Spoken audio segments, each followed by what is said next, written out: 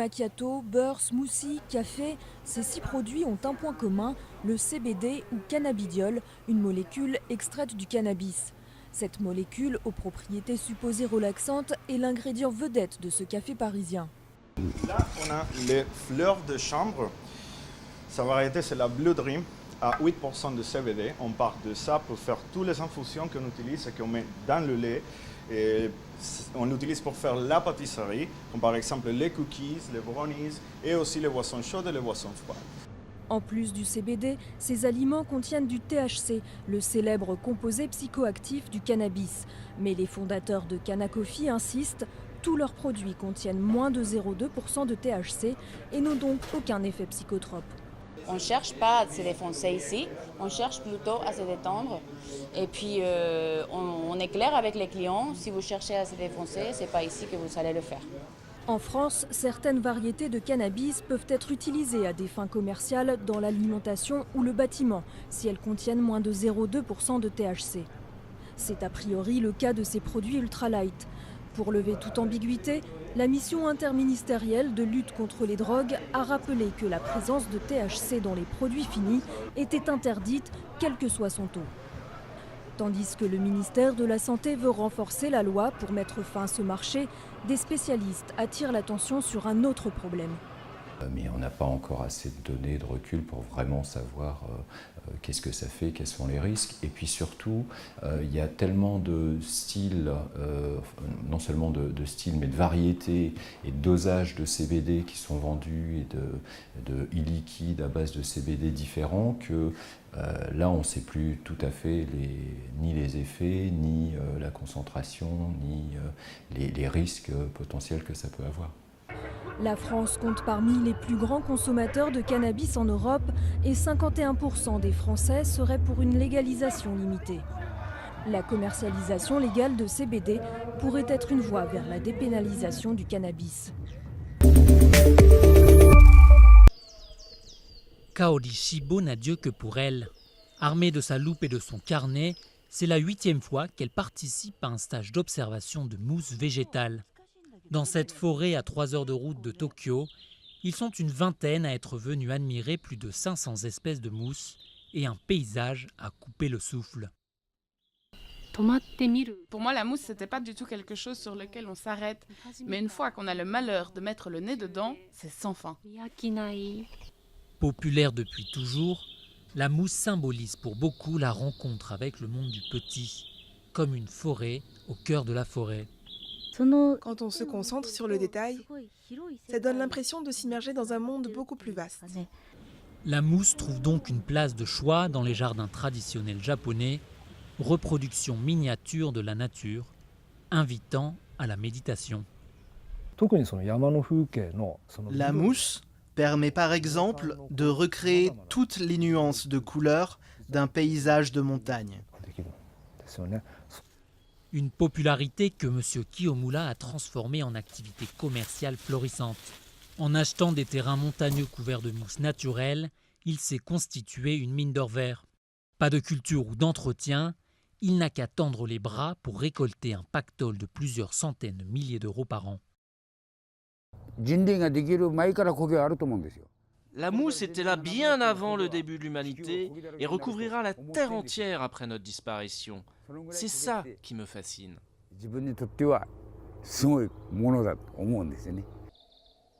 Objet de vénération au Japon, mais longtemps ennemi juré des pelouses en Occident. Dans les jardins urbains ou les créations florales, la mousse commence pourtant à gagner du terrain, bien loin des forêts de Tokyo. Dans la province irakienne de Diwania, des terres à perte de vue, devenues stériles par manque d'eau. Le pays fait face à une sécheresse particulièrement sévère cette année. Si sévère qu'à la mi-juin, le ministère de l'Agriculture a suspendu la culture du riz, du maïs et d'autres céréales qui nécessitent une importante irrigation, provoquant la colère des agriculteurs.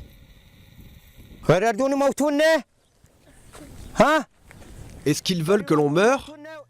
Nous voulons cultiver nos terres, les légumes et le blé.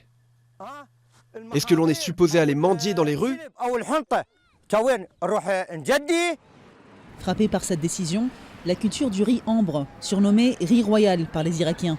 Cette céréale, cultivée depuis des siècles, tient son nom de son parfum, qui ressemble à celui de la résine fossilisée. C'est le meilleur type de riz en Irak. Avant, nous l'exportions vers les pays du Golfe, et même en Syrie et au Liban, parce que ce riz est différent en termes de goût et d'odeur. Plus de 70% du riz ambre est cultivé ici à Diwania et dans la province voisine de Najaf. Au total, il représente plus d'un tiers des 100 000 tonnes de riz produits en Irak chaque année. Le riz ambre est une excellente qualité de riz. C'est bon pour l'économie de l'État et la consommation des habitants. Maintenant, à cause de la pénurie d'eau, regardez l'état de nos terres, notre statut économique, nos moyens de subsistance, nos vies dépendent de l'agriculture. Le gouvernement a annoncé qu'il allait rembourser les agriculteurs, en particulier les producteurs de riz. Mais beaucoup sont pessimistes. Ils craignent la disparition d'un aliment très présent dans la cuisine irakienne et qui fait figure de trésor national.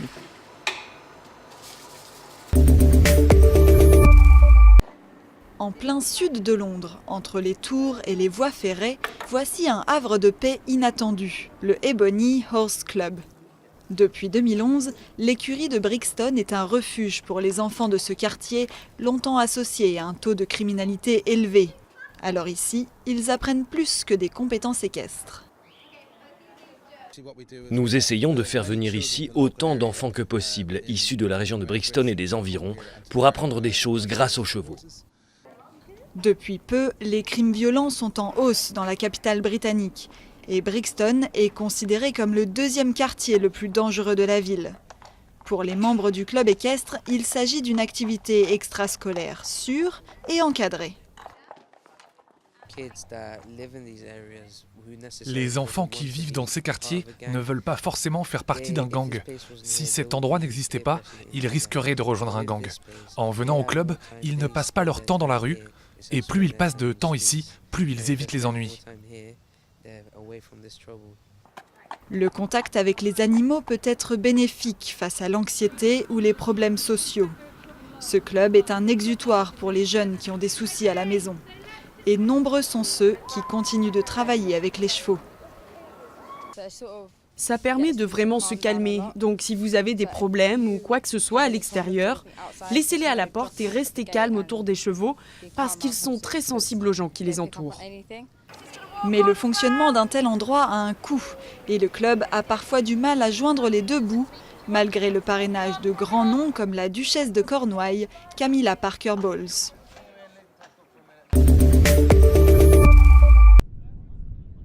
C'est une joyeuse petite armée qui prend d'assaut ce jour-là la grande plage de la Cano. Parmi eux, 14 jeunes déficients visuels. Ils vont vivre une expérience hors du commun, s'initier au surf.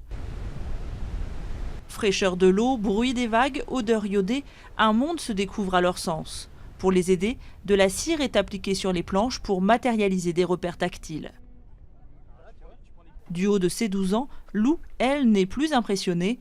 4 ans déjà qu'elle pratique le surf adapté depuis qu'une tumeur a endommagé ses nerfs optiques. Moi au début je me suis dit je suis malvoyante, c'est pas vraiment possible. Et il m'a expliqué comme quoi si, c'est possible, avec le surf tout est possible. et donc j'ai essayé et maintenant je suis amoureuse du surf. On sent la vague arriver, je me fie beaucoup à lui.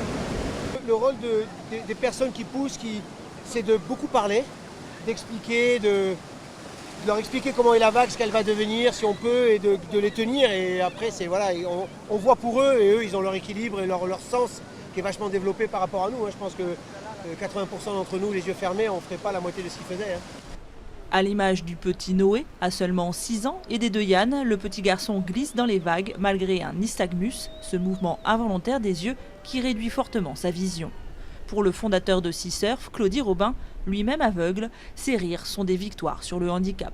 En fait, la possibilité de surfer permet aux personnes porteuses de handicap visuel de dépasser leurs limites. C'est-à-dire ils sont capables de se prouver qu'ils peuvent pratiquer un sport qui n'est pas adapté pour eux au départ, car le surf, c'est un sport qui est très visuel. Et l'intérêt, c'est que l'enfant puisse sortir de l'isolement qui est dû à son handicap et pratiquer un sport comme celui-ci qui est hors du commun. C'était très bien. Au début, j'avais un peu peur et tout ça.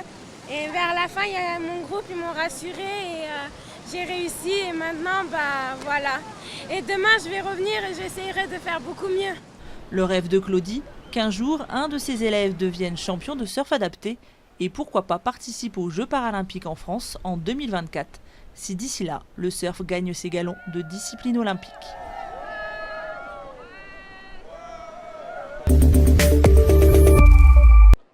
Au beau milieu des immeubles modernes du centre de Nairobi, les colonnes et les lions de pierre de la bibliothèque Macmillan détonnent. Elle est l'un des rares bâtiments de l'ère britannique qui demeure debout dans la capitale kenyane. Malgré ses ouvrages défraîchis, la bibliothèque accueille chaque jour plus de 70 personnes. Wanjiru Koinange, écrivaine, et Angela Wachuka, éditrice, ont mis sur pied un ambitieux projet de réhabilitation. À terme, le bâtiment ressemblera exactement à ce à quoi une bibliothèque de Nairobi en 2018 doit ressembler. Collection digitale, œuvres d'art et livres d'artistes et d'écrivains locaux, événements, lectures, cafés. La bibliothèque a été ouverte en 1931 en l'honneur de l'Américain William Macmillan, qui s'était installé dans le pays au début du XXe siècle. Depuis, la bibliothèque n'a pas bougé. Ses archives laissées à l'abandon recèlent de véritables trésors pour les historiens. Voici des photographies du président Roosevelt lors de sa visite dans une mission de Nairobi en 1909. Après de longs pourparlers, Wanjiru et Angela ont obtenu l'autorisation du gouvernement kényan pour mener à bien leur projet. Leur objectif, donner accès à la littérature au plus grand nombre. Pour moi, en tant qu'éditrice, l'une des principales préoccupations est de savoir où le travail que vous avez produit va vivre et comment il va être expérimenté par les gens. Où ce travail va-t-il être archivé ou sera-t-il accessible au public? Wanjiru et Angela ne comptent pas s'en tenir à la bibliothèque Macmillan. Elles veulent aussi réhabiliter 2 autres bibliothèques de quartier à Nairobi. Près de 180 personnes viennent chaque jour dans celle-ci, plus pour y trouver du calme et une connexion Internet que pour y consulter les ouvrages.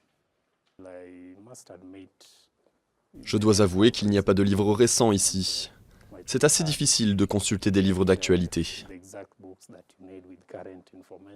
Pour ces 3 bibliothèques, Wanjiru et Angela ont une seule et même obsession. Remplacer les vieux ouvrages de l'époque coloniale par des livres d'auteurs kényans et africains. Une collecte de fonds sera lancée en septembre pour faire de ces 3 bibliothèques les nouveaux centres de vie culturelle de Nairobi.